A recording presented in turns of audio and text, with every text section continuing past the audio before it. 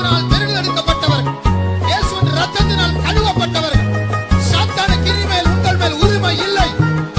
எல்லாமே இயேசு, எல்லாமே இயேசு, எனக்கு எல்லாமே இயேசு. Verse 25. நீதிமொழிகள் 30ஆம் அதிகாரம் 25ஆம் வசனம். அவையாவன அற்பமான ஜந்துவாயிருந்தும் கோடை காலத்திலே தங்கள் ஆகாரத்தை சம்பாதிக்கிற எறும்பும். We read of the wisdom of the ant. எறும்பின் மூளையை குறித்து நாம் இங்கு வாசிக்கிறோம். ஞானத்தை குறித்து வாசிக்கிறோம். The ant is wise and prepares its food before winter comes. எறும்பானது எவ்வளவு ஞானமாயிருக்கிறது என்று கேட்டால், மாரிகாலம் வருவதற்கு முன்பதாகவே கோடை காலத்தில் தன்னுடைய உணவை ஆகாரத்தை சேர்த்து வைக்கிறதாய் காணப்படுகிறது. An ant can't move in the winter. எறும்பினாலே மாரிகாலத்தில் அசைந்து போக முடியாது. Because one drop of rain can kill it. ஏனென்று கேட்டால், மழையில் ஒரு சொட்டு நீர் போரும், அதை அதன் மேல் விழும்பொழுது அது செத்து போகும். So it has to stay indoors in safety during winter. ஆகையினாலே மாரிகாலத்தில் அது அறைக்குள்ளே தங்கி தன்னை பாதுகாக்க வேண்டியதாய் இருக்கிறது. So it can't gather its food during winter. So for summer and winter it should gather its food in summer itself. மாரிகாலத்திலே அது தன்னுடைய ஆகாரத்தை சேர்த்து வைக்க முடியாதபடியினாலே கோடை காலத்தில் தானே கோடை காலத்திற்கு தேவையான அந்த ஆகாரத்தையும் மாரிகாலத்திற்கு தேவையான அந்த ஆகாரத்தையும் அது சேர்த்து வைத்துக் கொள்ள வேண்டியதாக இருக்கிறது. We need that wisdom. நமக்கு கூட அந்த ஞானம் அவசியமாயிருக்கிறது. In our spiritual life we will notice sometimes we'll have a lot of inner conflicts and failures. Sometimes all is peace. ஏனென்று கேட்டால், நம்முடைய ஜீவியத்திலும் கூட சில நேரங்களில் நமக்குள்ளே உள்ளான பல குழப்பங்களும் கலக்கங்களும் போராட்டங்களும் நிறைந்து காணப்படும். சில நேரங்களில் நமக்குள்ளே நாம் பார்க்கும் பொழுது மிக ஒரு அமைதலான ஒரு நிலவரத்தில் நாம் காணப்படுவோம். So it's not all throughout the year we are full of failures and lusts and so on. There are some gaps where we don't feel the pinch of those failures. அதனுடைய அர்த்தம், வருடம் முழுவதுமாக நாம் தோல்விகளினாலே இச்சைகளினாலே இழுக்கப்பட்டு அலைகழிக்கப்பட்டு போராடி கொண்டிருக்கிறோம் என்று அல்ல, சில நேரத்தில் அதனுடைய அந்த உணர்வை நாம் அறியாமல் அமைதலாய் இருப்பது போல் தோன்றுகிறது. So in those periods where we don't have conflicts, where things seem to be peaceful and small gap in our life, that's our summer time. அதுதான் எந்த நேரத்தில் நமக்கு உள்ளாய் அந்த குழப்பங்களும் போராட்டங்களும் அந்த சோதனைகள் இல்லாத கஷ்டங்கள் இல்லாத அந்த அமைதலாய் இருக்கிறதான நாம் உணர்கிறோமே, நம்முடைய ஜீவியத்தில் அந்த காலம்தான் கோடை காலம் என்று அழைக்கப்படுகிறது. That's the time we should gather our food for the time of conflict.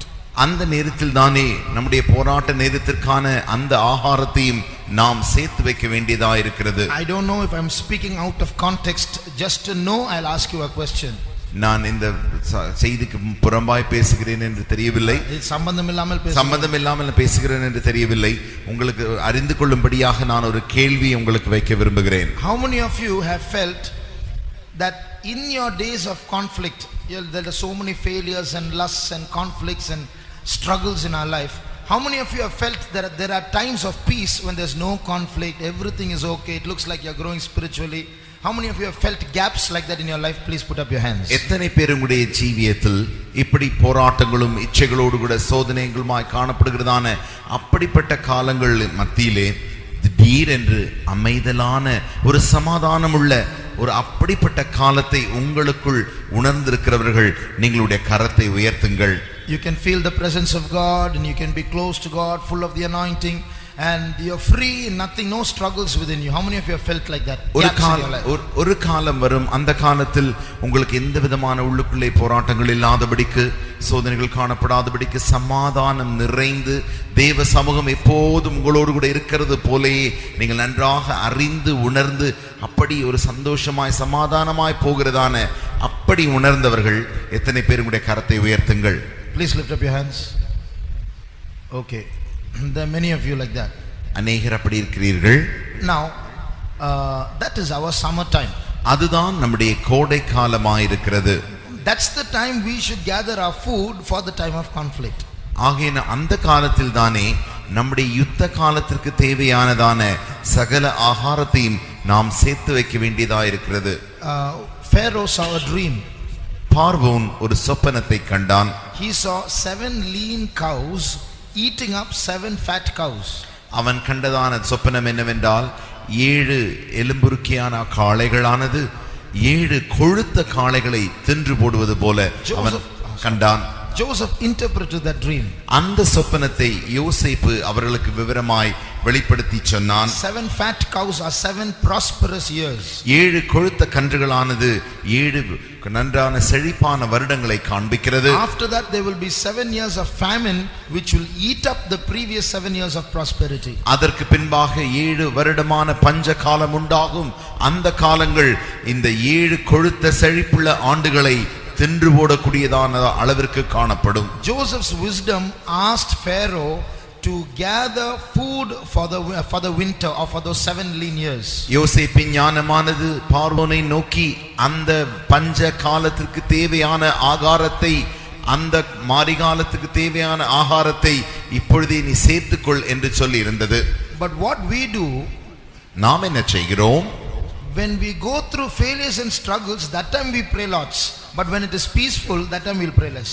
நாம் என்ன செய்கிறோம் என்றால் மாறாக நாம் சோதனைகளினூடாய் பஞ்சத்தினூடாய் போகும் பொழுது அந்த நேரத்தில் தான் நாம் அதிகமாக ஜெபிக்கிறோம்.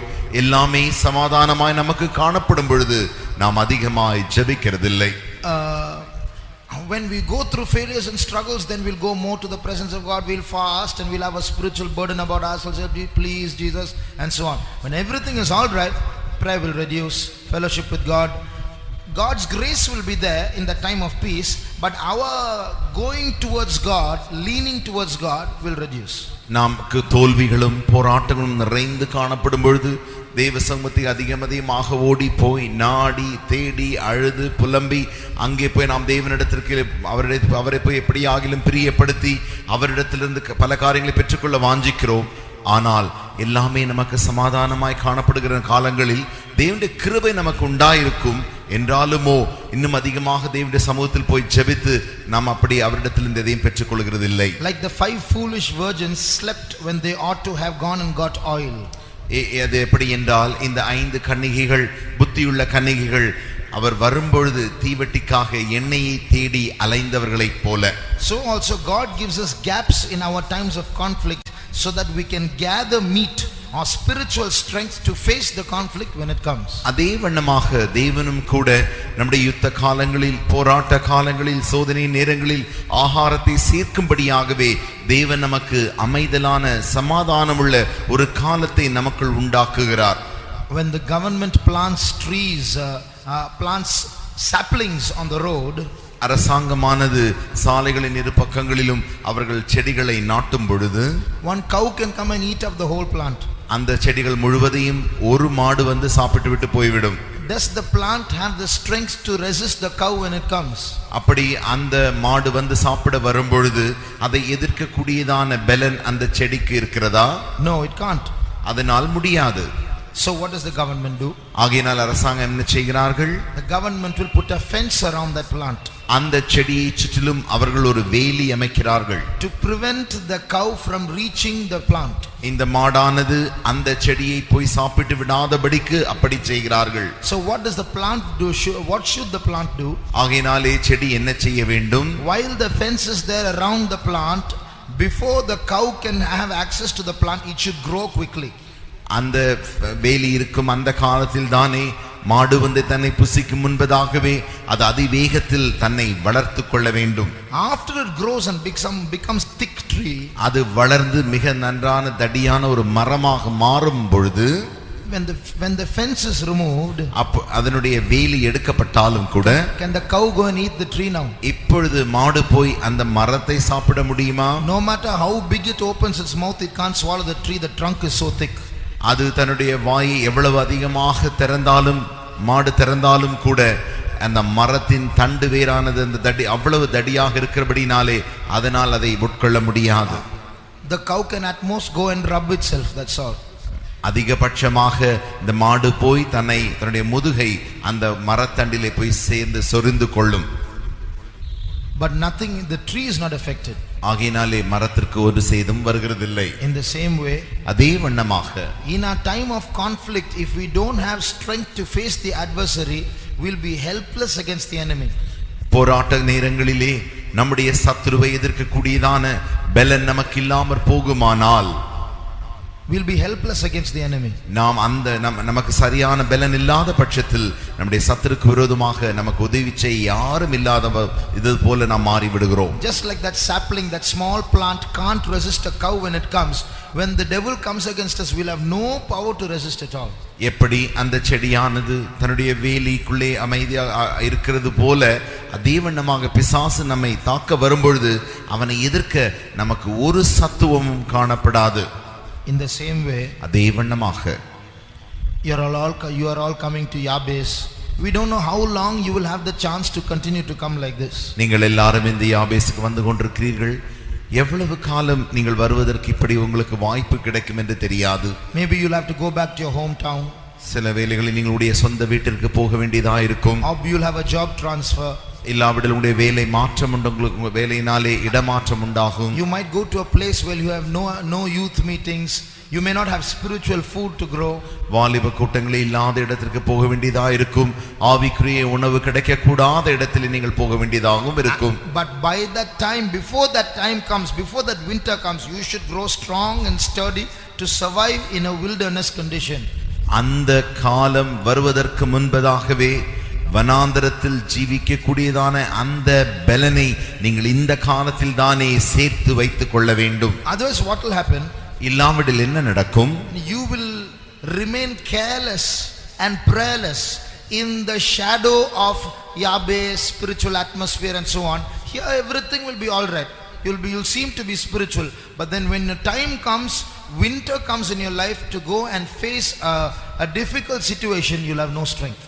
இப்பொழுது நீங்கள் அந்த யாபேசின் நிழலுக்குள்ளே ஆவிக்குரிய இப்படிப்பட்டதான ஐக்கியத்தின் நிழலினாலே நீங்கள் நன்றாக பாதுகாக்கப்பட்டு நன்றாக வைக்கப்பட்டிருக்கிறீர்கள். ஆனால் காலம் வரும்பொழுது, அந்த மாறி காலம் வரும்பொழுது உங்களுக்கு ஒரு பலனும் சத்துவமும் காணப்படாது. So in this time we should suck as much sap or food for our soul. ஆகையினாலே இந்த காலத்தில் தானே நம்முடைய ஆத்துமாவிற்கு எவ்வளவு தேவையோ அவ்வளவுக்கு அதிகமாக நாம் உணவை ஆகாரத்தை உட்கொள்ள வேண்டும். So that when some kind of a famine strikes your life, you are able to survive. அப்படியானால் மாத்திரமே உங்களுடைய ஜீவியத்தில் ஏதோ ஒரு விதமான பஞ்சம் வந்து உங்களை தாக்கும் பொழுது உங்களால் உயிர் வாழ முடியும். We don't know how long we are going to be here. நாம் எவ்வளவு காலம் இங்கே இருக்க போகிறோம் என்று நமக்கு தெரியாது. When a time comes you have to leave this place and go somewhere else, we must be able to survive spiritually. ஒரு காலம் வரும் நாம் இங்கே இருந்து விட்டு வேறு இடத்திற்கு போக வேண்டியதா இருக்கும். அங்கேயும் நாம் ஆவிக்குரிய வண்ணமாக ஜீவிக்க கூடியவர்களாய் நாம் காணப்பட வேண்டும். Another pastor might come here. He will say, no, don't want youth meeting. He may not have a burden about youths. இன்னொரு பாஸ்டர் இங்கு வரலாம், அந்த போதகர் சொல்லலாம், நமக்கு வாலிபர் கூட்டங்கள் தேவையில்லை, இப்படிப்பட்ட கூட்டங்கள் ஒன்று அவசியம் இல்லை என்று சொல்லிவிட்டு வாலிபரை குறித்ததான பாரம் அவருக்கு அதிகமாக இல்லாமல் இருக்கலாம். Then what will we do? அப்படியானால் நாம் என்ன செய்ய முடியும்? So right now in this time of prosperity, when we have plenty, we should make use of this time. ஆகையினாலே இப்பொழுது நமக்கு செழிப்பாய் திரட்சியாய் இருக்கிற இந்த காலத்தில் தானே நாம் அதிக ஆகாரத்தை சேர்த்து வைக்க வேண்டும். I don't know how blessed you realize how blessed you are. The blessings that young people get once a year in an international youth camp, you get throughout the year. எனக்கு தெரியவில்லை நீங்கள் எவ்வளவு இந்த ஆசீர்வாதத்தை உணர்கிறீர்கள் என்று சொல்லி. ஏனென்று கேட்டால் வருடத்திற்கு ஒரு முறைதான் வாலிபர் முகாம், சர்வதேசிய வாலிபர் முகாம் நடத்தப்படுகிறது. அங்கே அவர்கள் பெறுகிறதான வருடத்திற்கு ஒரு முறை பெறுகிறதை நீங்கள் வாரம் தொடர்ந்து பெற்றுக் கொண்டிருக்கிறீர்கள். So many youths, they have nothing called youth meeting at all. The only youth meeting they ever see is an international youth camp. அநேக வாலிபர் கூட்டம் என்றால் என்ன என்று கூட அப்படி ஒரு கூட்டம் கூட அவர்களுக்கு கிடையாது. அதை பற்றி அவர்கள் கேள்விப்பட்டது கூட கிடையாது. அவர்கள் பார்க்கிறதெல்லாம் தன்னுடைய வாழ்க்கையில் ஒரே ஒரு வருஷத்திற்கு பார்க்கிற அந்த வாலிபர் முகாம் மாத்திரமே. I know some youths who came from abroad. They said, we don't have any youth meeting in our country. This is the first time we are attending a youth meeting. It may be the last. வெளிநாடுகளிலிருந்து வந்ததான வாலிபர்களின் இடத்தில் சொன்னது, நாங்கள் இப்படிப்பட்டதான ஒரு வாலிபர் கூட்டம் எங்களுக்கு கிடையாது, இதுதான் முதல் முறையாக பார்க்கிறோம், யாருக்கு தெரியும் இதுதான் எங்களுக்கு கடைசி முறையாக கூட இருக்கலாம் என்று சொன்னார்கள். But for you it is green pastures. ஆனால் இது உங்களுக்கோ பசுமையான புல்லாய் மேய்ச்சலாய் காணப்படுகிறது. For you it is a time of prosperity, a time of plenty. இது உங்களுடைய திரட்சியின் நேரமாக, செழிப்பின் காலமாக இருக்கிறது. So the words that you hear here, the anointing you receive here, the presence of God that you feel here, please preserve that, pray over it, keep it, cherish it. ஆகையினாலே நீங்கள் இங்கு பெறுகிறதான தேவனுடைய வார்த்தைகள், தேவனுடைய அபிஷேகங்கள், தேவனுடைய செழிப்பான காரியங்கள், இவை யாவற்றையும் நீங்கள் நன்றாக ஜெபித்து ஜெபித்து ஜெபித்து இதை நீங்கள் காத்து கொள்ள வேண்டும். Because you can't expect this all the time. ஏனென்று கேட்டால் இதை இப்படியே நீங்கள் எல்லா காலத்திலும் பெறுவோம் என்று எதிர்பார்க்க முடியாது. But you should be able to survive and help others survive also in the time of adversity. சத்துருவின் காலம் வரும் பொழுது அதற்கு விரோதமாக நீங்கள் மாத்திரமல்ல மற்றவர்களையும் நீங்கள் மீட்டு காக்கக்கூடியவர்களாக இருக்க வேண்டும். For example, look at the servants of God. உதாரணமாக தேவனுடைய ஊழியக்காரரை நோக்கி பாருங்கள். Do we ever tell you, pray for us, pray for me, I'm going through this struggle in my life? நாங்கள் எப்பொழுதாகிலும் வந்து நாங்கள் இப்படிப்பட்டதான போராட்டத்தினூடாய் போகிறோம், எனக்காக ஜெபியுங்கள், எங்களுக்காக ஜெபியுங்கள் என்று நாங்கள் எப்பொழுதாகிலும் உங்களிடத்தில் சொல்லி இருக்கிறோமா? That time has gone for us. அந்த காலங்கள் எங்களுக்கு முடிந்து போய்விட்டது. Now is the time for us to survive amidst all conflicts and help others survive also. இப்பொழுது எங்களுடைய காலம் என்னவென்றால், எல்லா போராட்டங்களின் மத்தியிலே எங்களை நாங்கள் காத்துக்கொள்ள வேண்டும், அது மாத்திரமல்ல மற்றவர்களை நாங்கள் காக்க வேண்டியதான அந்த கால கட்டாயத்திற்குள் நாங்கள் வந்திருக்கிறோம்.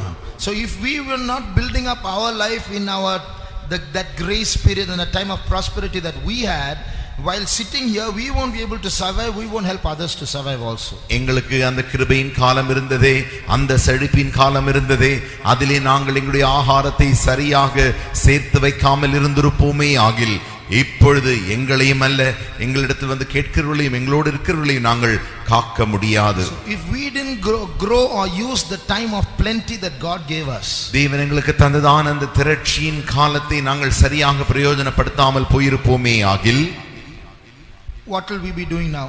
இப்பொழுது நாங்கள் என்ன செய்வோம்? One of you comes and says, brother, God is calling me to the ministry.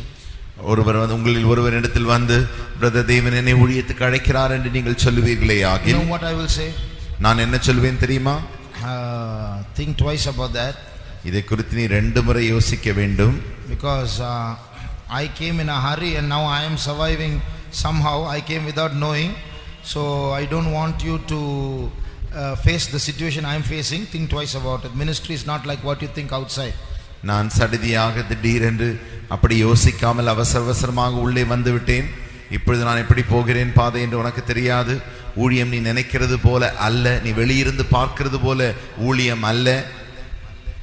So that's what I will do, because I didn't use my time of plenty. Now I am struggling and I am letting others know also I am struggling, and when I put that word into you, you start struggling also. நான் அப்படித்தான் சொல்வேன். ஏனென்று கேட்டால், என்னுடைய திரட்சியின் காலத்தை, அந்த செழிப்பின் காலத்தை நான் சரியாக பிரயோஜனப்படுத்தாதபடியினாலே இப்பொழுது எனக்கு வருகிறதான போராட்டத்தை மற்றவர்களுக்கு நான் வெளிப்படுத்தி என்னுடைய பதிலும் அவ்வாறாகத்தான் காணப்படும். Joseph's wisdom helped Pharaoh to survive, helped Joseph to survive, helped the whole world to survive at that time. They saved so much that people from different countries came to Egypt for survival. யோசேப்பின் ஞானமானது யோசேப்பை மாத்திரமல்ல, பார்வோனை மாத்திரமல்ல, முழு தேசத்தையும் முழு உலகத்தையும் அது பாதுகாக்கக்கூடியதாக இருந்தது.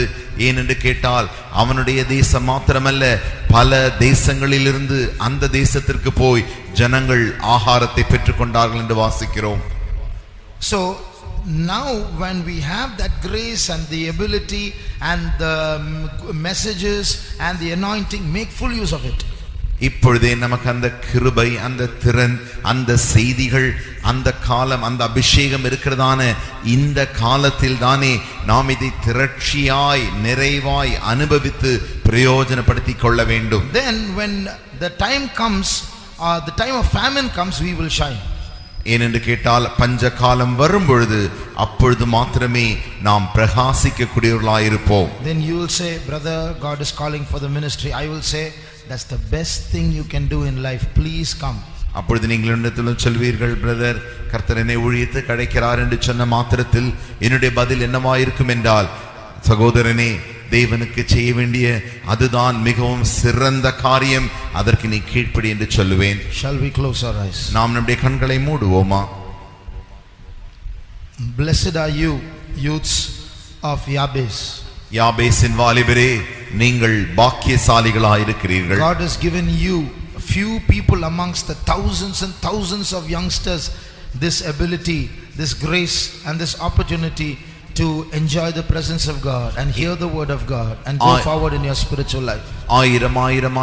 ஆயிரக்கணக்கான வாலிபர்கள் இங்கே அநேகர் காணப்படும் பொழுது கொஞ்சம் பேராகிய உங்களுக்கு, வாலிபராகிய உங்களுக்கே தேவன் இப்படிப்பட்ட ஒரு பாக்கியத்தையும் தருணத்தையும் தேவனுடைய வார்த்தையின் ஆசீர்வாதங்களையும் கேட்கும்படி பெற்றுக்கொள்ளும்படிக்கு அப்படிப்பட்ட திறனையும் தேவன் உங்களுக்கே தந்திருக்கிறார். In this time of prosperity, இந்த செழிப்பின் காலத்தில் தானே, when you worship well, நீங்கள் உங்களை தேவனை ஆராதிக்கும் பொழுது தேவனை நன்றாய் ஆராதியுங்கள். when you praise God, praise with all your might. நீங்கள் தேவனை ஸ்தோத்திரிக்கும் பொழுது உங்களுடைய முழு பலத்தோடு கூட தேவனை ஸ்தோத்திரியுங்கள். When you receive an anointing, give full room to the anointing. நீங்கள் பரிசுத்த ஆவியின் அபிஷேகத்தை பெற்றுக் கொள்ளும் பொழுது அந்த அபிஷேகத்திற்கு முழுவதுமான இடத்தை கொடுங்கள். When God speaks to you through his word, meditate, write down those words, meditate on them, think of them, discuss them, keep it in your heart, keep it in your mind. தேவன் உங்களோடு கூட தேவனுடைய வார்த்தையிலிருந்து பேசும் பொழுது அந்த வார்த்தையை நீங்கள் ஒரு நோட்டு புத்தகத்தில் எழுதி வைத்துக் கொள்ளுங்கள். அதை நீங்கள் தொடர்ந்து தியானம் செய்து உங்களுடைய இருதயத்தில் வைத்து வையுங்கள், உங்களுடைய மனதிலே நீங்கள் வைத்து வையுங்கள். Then when the time of famine comes, you will stand upright. ஏன் அப்பொழுது பஞ்ச காலம் வரும் பொழுது நீங்கள் உத்தமமாய் நிற்க முடியும். There will be no power to stand against you. உனக்கு விரோதமாக நிற்க ஒரு வல்லமையும் அப்பொழுது காணப்படாது. No cow will come to eat you up. உன்னை சாப்பிட்டு கொண்டு போடும்படிக்கு ஒரு மாடும் வருவதில்லை. No evil spirit can touch you. ஒரு பொல்லாத ஆவியும் உன்னை தொடுவதில்லை. God will preserve you in that famine. அந்த பஞ்சத்திலே, வறட்சியிலே தேவனே உன்னை பாதுகாப்பார். Just think of the servants of God. தேவனுடைய ஊழியக்காரரை கொஞ்சம் யோசித்து பாருங்கள். We are laying heads on all of you. நாங்கள் உங்கள் எல்லார் மேலும் தலையில் கை வைத்து ஜெபிக்கிறோம். How many evil spirits are struggling against all of you? உங்களுக்கு விரோதமாக எத்தனை பொல்லாத ஆவிகள் கிரியை செய்து கொண்டிருக்கின்றன. All those evil spirits will be pouncing on us, angry on us. அந்த எல்லா பொல்லாத ஆவிகளும் எங்கள் மேல் கோபப்பட்டு எங்களுக்கு மேல் அது எதிர்த்து குழும்பி ஆடும். But still the grace of God is helping us survive. என்றாலுமோ அப்படி இருந்தாலும் கூட தேவனுடைய கிருபை மாத்திரமே எங்களை ஜீவனோடு இருக்கும்படி காக்கிறது. The same grace of God can help you survive also. அந்த தேவனுடைய அதே தேவனுடைய கிருபை உங்களையும் காக்கும்படி உங்களுக்கு உதவி செய்கிறது. So you can't help the spoon feeding all the time. ஆகையினாலே நீங்கள் ஊட்டுகிறதான அந்த பழக்கம் எப்பொழுதும் இருக்க வேண்டும் என்று எதிர்பார்க்க கூடாது. There will be a time when you have to feed others. ஒரு காலம் வரும் நீங்கள் மற்றவர்களை ஊட்டி போஷிக்க வேண்டியதா இருக்கும். That's why God is training you in these days. ஆகையினால் தான் தேவன் இந்த நாட்களிலே உங்களை பயிற்சிவிக்கிறார். That's why God is preparing you in these days. ஆகையினால் தான் இந்த நாட்களிலே தேவன் உங்களை ஆயத்தமாக்கி கொண்டிருக்கிறார். So receive full strength. ஆகையினாலே நீங்கள் முழு பலனை பெற்றுக்கொள்ளுங்கள். Receive full anointing. நீங்கள் முழுவதுமான அபிஷேகத்தை பெற்றுக்கொள்ளுங்கள். Receive full nourishment through the word. தேவனுடைய வார்த்தையிலிருந்து முழுவதுமான அந்த செழிப்பை பெற்றுக்கொள்ளுங்கள். A day will come when you will have to stand alone. ஒரு காலம், ஒரு நாள் வரும் அப்பொழுது நீ தனிமையாய் நிற்க வேண்டியதாய் இருக்கும். Then by the grace of God you will stand alone. தேவனுடைய கிருபையினாலே நீ தனிமையாக அப்பொழுது உன்னால் நிற்க முடியும். Powers of the country might try to resist you, but they will not touch you. இந்த தேசத்தின் வல்லமைகளானது உன்னை எதிர்க்கும்படி போராடும், உன்னை தொடும்படி போராடும், but they cannot touch you. அவைகள் உன்னை தொட முடியாது. Because you are a spiritual giant. ஏன் என்று கேட்டால் நீயே ஒரு ஆவிக்குரிய ராட்சதனாய் இருக்கிறாய். Now give room to that anointing. இப்பொழுது அந்த அபிஷேகத்திற்கு இடம் கொடுப்பாயாக. Now be filled with the spirit. இப்பொழுதே நீ அந்த ஆவியினாலே நிரப்பப்படுவாயாக. Receive fully the spirit. நீ கர்த்தருடைய ஆவியின் அந்த நிறைவை பெற்றுக்கொள்வாயாக. Don't keep back any part of the spirit. ஆவியின் எந்த பகுதியையும் நீ குறைவாய் திருப்பி வைக்க வேண்டாம். Receive him as much as possible. எவ்வளவுக்கு அதிகமாக நீ பெற்றுக்கொள்ள முடியுமோ அவ்வளவுக்கு அதிகமாக நீ பெற்றுக்கொள்வாயாக. Filled with him as much as possible. எவ்வளவுக்கு அதிகமாக நீ அவரால் நிரப்பப்பட முடியுமோ அவ்வளவுக்கு அதிகமாக நீ அவரை நிரப்பிக் கொள்வாயாக. Times of darkness are coming. இருளின் காலங்கள் வந்து கொண்டிருக்கிறது. Times of famine for the word of God is coming. தேவனுடைய வார்த்தையை கேட்க கூடாத பஞ்ச காலம் வந்து கொண்டிருக்கிறது. But you will stand by the power of God. நீயோ தேவனுடைய வல்லமையினால் நிலை நிற்கப்படுவாய். Receive the word of God. தேவனுடைய வார்த்தையை பெற்றுக்கொள்வாயாக. Receive the power of God. தேவனுடைய வல்லமையை பெற்றுக்கொள்வாயாக. Receive the grace of God. தேவனுடைய கிருபையை பெற்றுக்கொள்வாயாக. Be surrounded by the presence of God. தேவனுடைய சமூகத்தினாலே சூழப்படுவாயாக. Jesus is going to tell you, go. இயேசு சொல்லப் போகிறார், நீ போ. Before that, receive the full strength. அதற்கு முன்பாக முழு பலனை, நிறைவான பலனை பெற்றுக்கொள்வாயாக. பேதுரு மிகவும் பலவீனமான மனுஷனாயிருந்தான். Very spiritual, he'll be suddenly, he'll fall suddenly. அவன் ஆவிக்குரிய விதத்தில் மிக அதிகமான ஆவிக்குரியவனாயிருப்பான். திடீரென்று அவன் விழுந்து விடுகிறவனாயிருந்தான். And Jesus told him, Satan is asking me permission to sift you like wheat. உன்னை கோதுமையை புடைப்பது போல புடைக்கும்படிக்கு சாத்தான் என்னை கேட்கிறான் என்று இயேசு சொன்னார். But I'm praying for you, Peter. ஆனால் பேதுருவே, நான் உனக்காக ஜெபித்து விண்ணப்பம் செய்து கொண்டிருக்கிறேன். Now you are struggling. நீ இப்பொழுது அலைக்கழிக்கு போராடி கொண்டிருக்கிறாய். Now you are failing. நீ இப்பொழுது தோற்று கொண்டிருக்கிறாய். But I'm praying for you, Peter. நான் உனக்காக பேதுருவே வேண்டிக் கொள்கிறேன். When you are converted, நீ மாற்றப்படும் பொழுது you must go and strengthen the brethren. நீ சகோதரரை போய் நீ பலப்படுத்த வேண்டும். In the same way, now you may be Peter. அதே வண்ணமாக இப்பொழுது நீ பேதுருவாய் இருக்கலாம். But Jesus says, I'm praying for you, Peter. தேவ இயேசு சொல்கிறார், பேதுருவே, நான் உனக்காக வேண்டிக் கொண்டிருக்கிறேன். I'm going to anoint you, Peter. பேதுருவே, நான் உன்னை அபிஷேகிக்க போகிறேன். I'm going to send you, Peter. பேதுருவே, நான் உன்னை அனுப்ப போகிறேன். Go and strengthen the brethren, Peter. பேதுருவே, நீ போய் சகோதரரை பலப்படுத்துவாயாக. Oh, Pentecostal youths in North India, say in Delhi. உதாரணமாக வட இந்தியாவிலே டெல்லியில் வசிக்கிறதான நம்முடைய பெந்தேகோஸ்தே வாலிபரை யோசித்து பாருங்கள். They have no youth meeting like this. அவர்களுக்கு இப்படிப்பட்ட வாலிபர் கூட்டமே கிடையாது. All their mind is in the world. அவர்களுடைய மனதெல்லாம் இந்த உலகத்தில் தான் இருக்கிறது. Nobody to go and tell them come back to Jesus. இயேசுவினிடத்தில் திரும்பி வா என்று சொல்ல ஒருவருமே அவர்களுக்கு போக இல்லை. No meetings where they can empty their hearts and confess. அவர்கள் தங்களுடைய இருதயத்தை ஊற்றி வெறுமையாக்கி அறிக்கையிட இப்படிப்பட்ட ஒரு கூட்டமும் அவர்களுக்கு கிடையாது. They are born in the wilderness. அவர்கள் வனாந்தரத்திலே பிறந்திருக்கிறார்கள். They might survive, they might die. அவர்கள் ஒருவேளை ஜீவிக்கலாம், உயிர் வாழலாம், அல்லது மரித்தும் போகலாம். But you are born in the garden of Eden. ஆனால் நீயோ ஏதேனின் தோட்டத்திற்குள்ளே பிறந்திருக்கிறாய். God has brought you to such a prosperous place. அப்படிப்பட்டதான செழிப்புள்ள இடத்திற்கு தேவன் உன்னை கொண்டு வந்திருக்கிறார். What a blessed person you are. எவ்வளவு ஆசீர்வதிக்கப்பட்ட பாக்கியசாலி நீ ஆயிருக்கிறாய். God is making you eat of the tree of life every day. ஒவ்வொரு நாளும் ஜீவ விருட்சத்தின் கனியை புசிக்கும்படிக்கு தேவன் உனக்கு தருணங்களை தந்து கொண்டிருக்கிறார். Eat well. அதை நன்றாய் புசிப்பாயாக. Grow well. நன்றாய் வளருவாயாக. Be strong and strengthen others. நீ பலவானாயிருந்து மற்றவர்களையும் பலப்படுத்துவாயாக. நீ தந்ததான இந்த நல்ல நேரத்துக்காக ஸ்தோத்திரம். உலகத்தில் ஒரு பெரிய பஞ்ச காலம் வரப்போகிறது. அதற்கு முன்பாக நீர் ஒரு செழிப்பின் காலத்தை தந்திருக்கிறீர் ஆண்டவரே.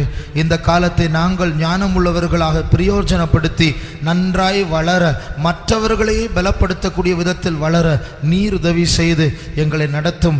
ஏதோ ஒரு குறிப்பிட்ட நோக்கத்தோடு உம்முடைய பிள்ளைகளை இந்த செழிப்பான இடத்திற்கு, ஏதேன் தோட்டத்திற்கு நீர் கொண்டு வந்து அவர்களை நாள்தோறும் போஷித்து கொண்டு இருக்கிறீர். பலமான ஆகாரத்தை தந்து கொண்டே இருக்கிறீர் ஆண்டவரே.